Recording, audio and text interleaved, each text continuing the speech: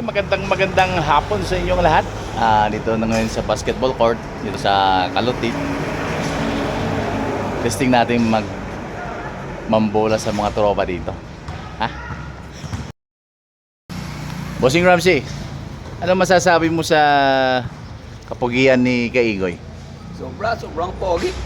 Maliban sa pogi at talagang award na sa kanya yan, kapugihan niya. Gwapo, mas gwapo kay sino ba yun? Yung si Sir Chas ba yun? Sir Chas Passion ba yun? Ganun. So, yun. Mas gwapo. Ang layo nun, malayo Oo. talaga. Sir Jason, ano masasabi mo sa Kaigoy channel?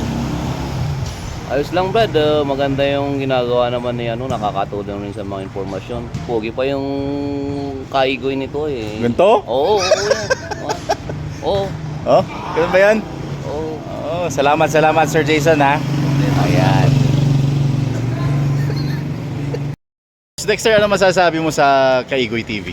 Nakakatawa, saka good vibes, saka Positive. lahat.